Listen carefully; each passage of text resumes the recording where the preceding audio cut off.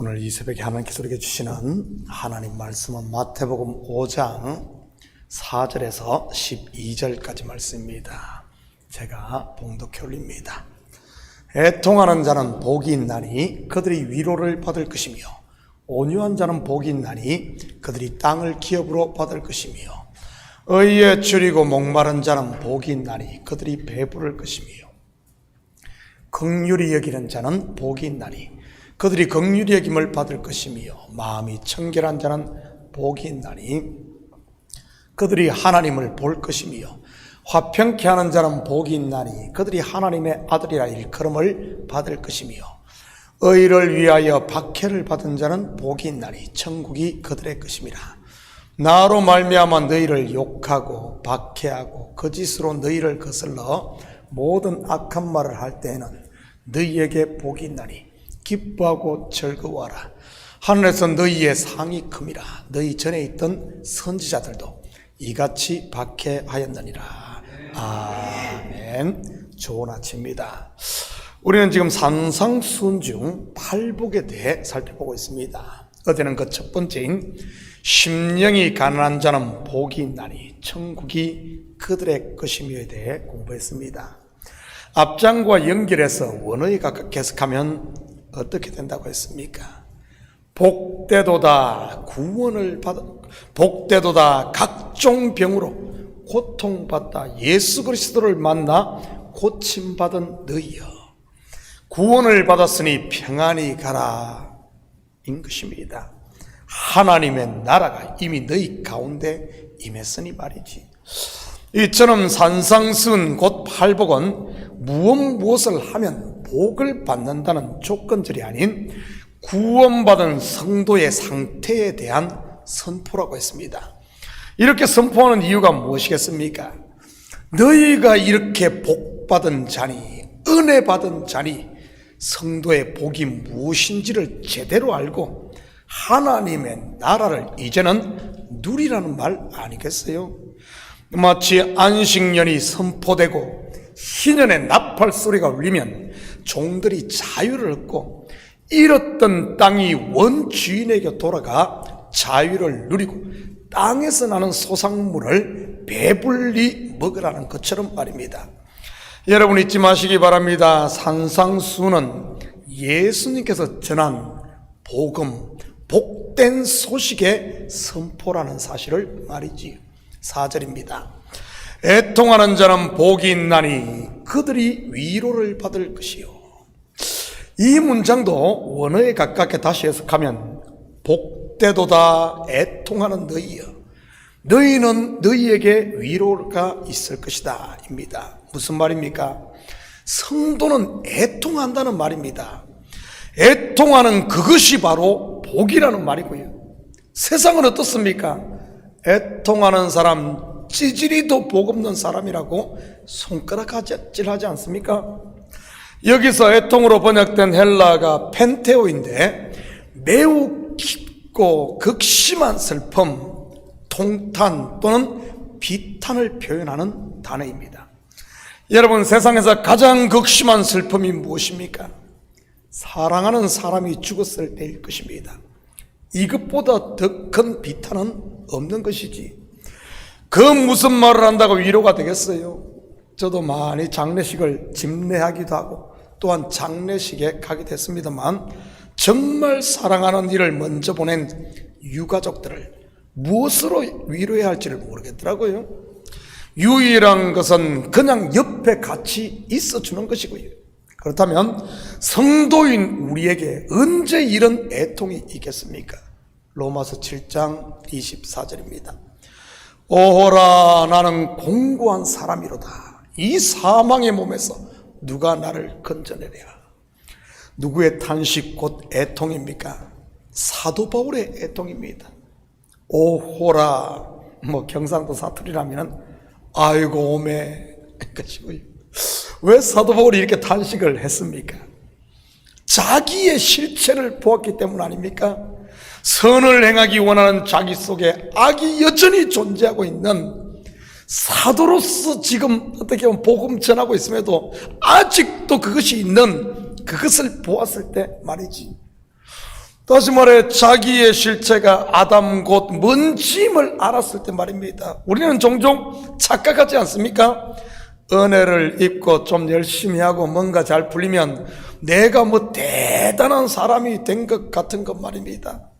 그래서 은근히 어깨도 올라가고 목에 힘도 들어가고 말이지. 미성숙한 분들은 교회에서 직분만 받아도 그러는 분들이 있더라고요. 자기가 뭔가 대단해서 뭐 직분 받은 것으로 착각하는 분들 말이지. 그것을 겉으로 드러내느냐 그렇지 않느냐의 차이만 있을 뿐이지, 사람은 자기를 높이려 가는, 하나님 되려고 하는 이런 것들이 다 있지. 그러다가 어려움을 만나 자기의 실체를 보면 어떻습니까?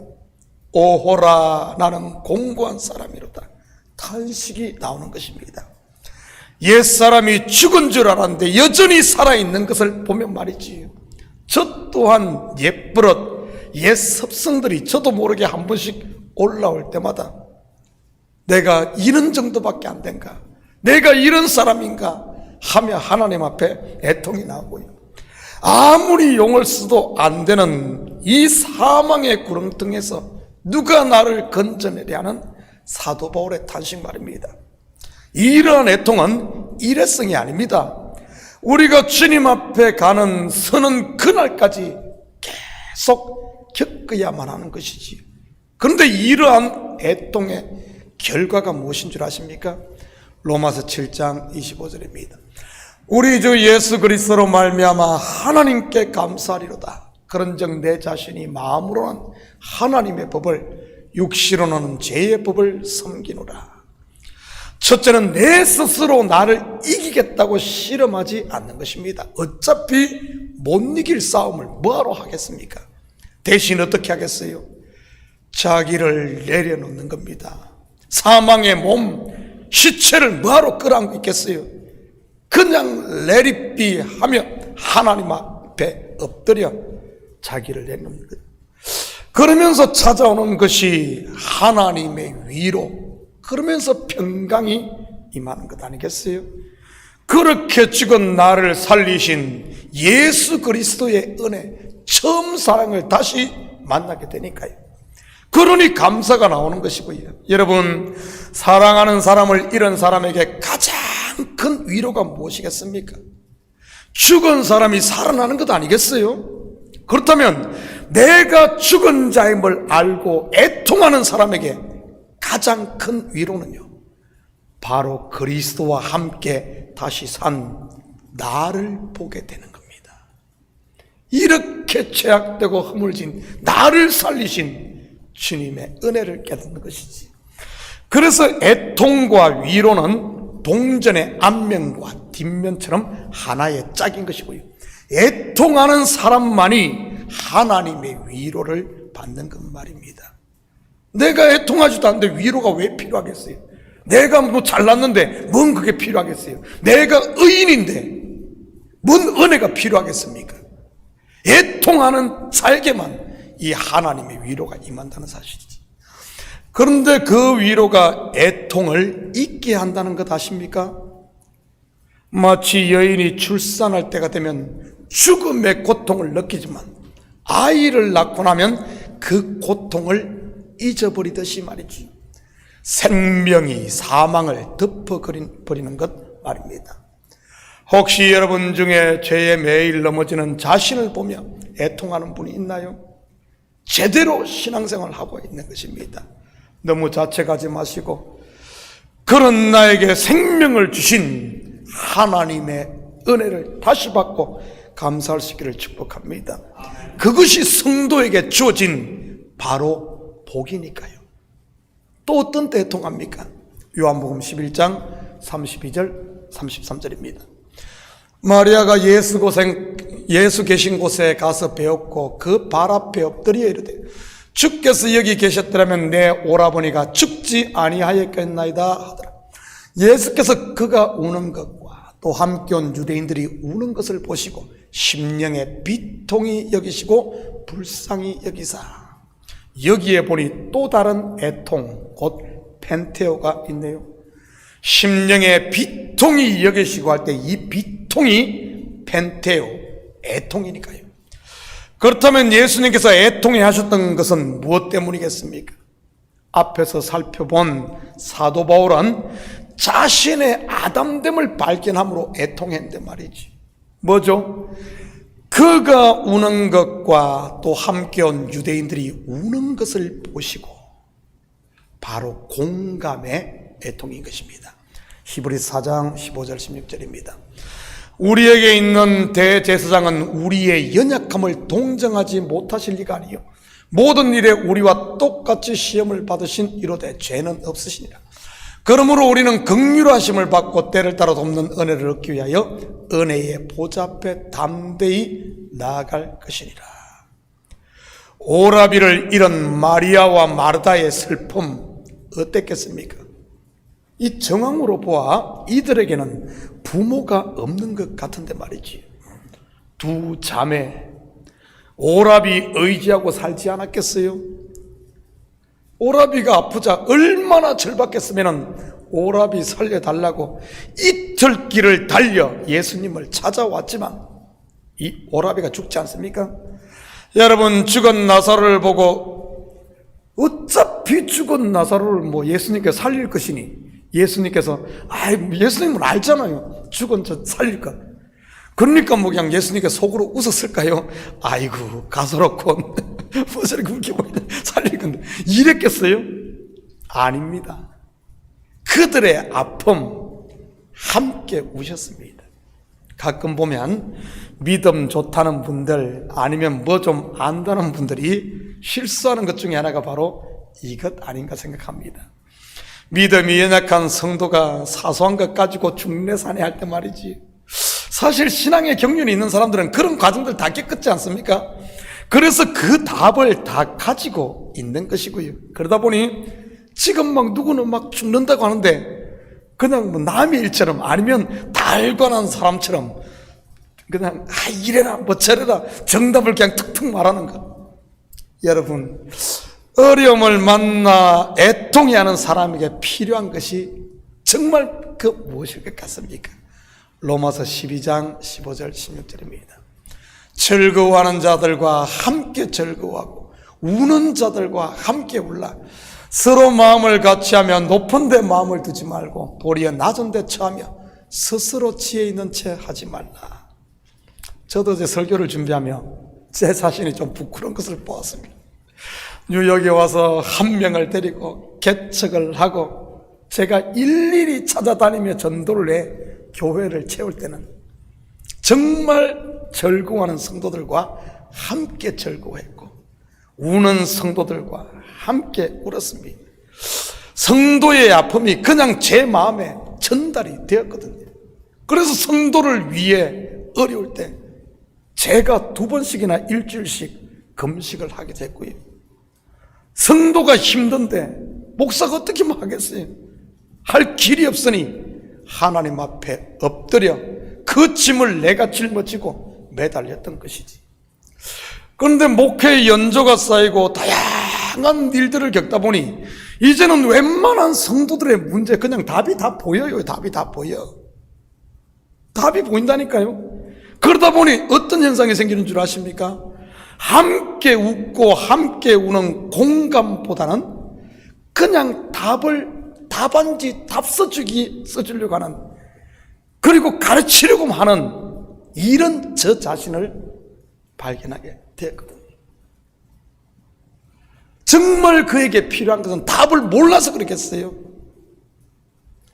예수님처럼 함께 울어줄, 함께 옆에 있어줄, 이것이 정녕 힘이 되고 그를 살린단 말이죠.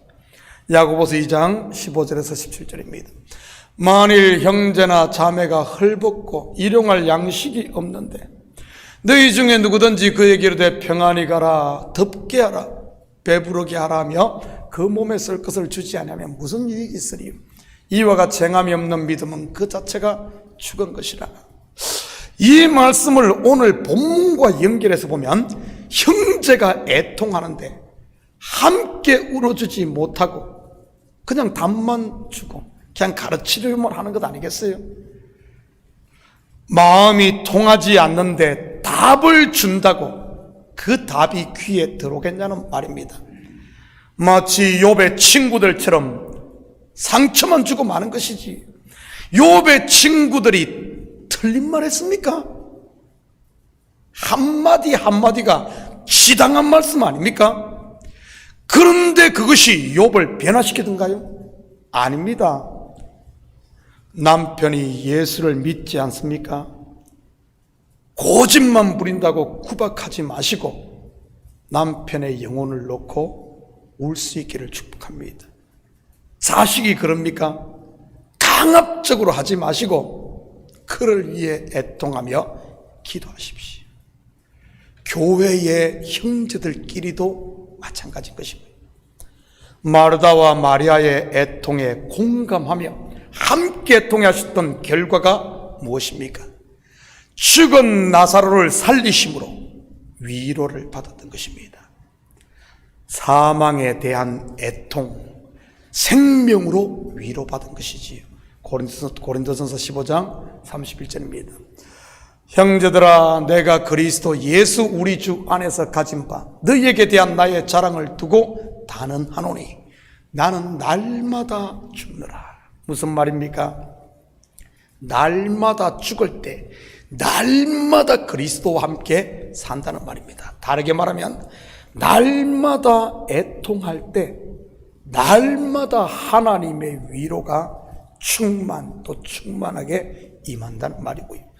왜냐하면 애통과 위로는 하나의 짝이니까요.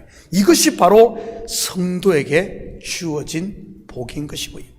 사랑하는 성도 여러분, 오늘 하루도 옛사람 내가 속에서 올라올 때마다 고통받는 이웃을 볼 때, 그리고 죄 가운데 헤매는 세상을 볼 때마다 그냥 남 몰라라 지나치지 마시고 선한 사마리아인이 되셔서 함께 공감하고 십자가 앞에 내가 엎드려 애통함으로 하늘의 위로를 받고 생명으로 충만한 이런 복된 하루 되기를 예수님의 이름으로 축복합니다.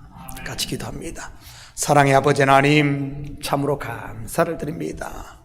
애통하는 자가 복 있는 자요, 애통하는 자에게 하나님의 위로가 임하고 처음 사랑으로 충만하게 채워지며 성령 충만하여 생명으로 충만한 삶을 살 수 있음을 보게 됩니다. 이것이 바로 아버지 하나님 성도에게 주어진 복임을 알고 아버지 하나님 애통하는 일, 아버지 하나님 주님 앞에 눈물 흘리는 일, 바로 아버지 하나님 눈물이 말랐다면 다시 처음 사랑을 회복해 주님의 가슴을 소유하게 도와주시옵소서. 감사드리며 예수님의 이름으로 기도드립니다. 아멘.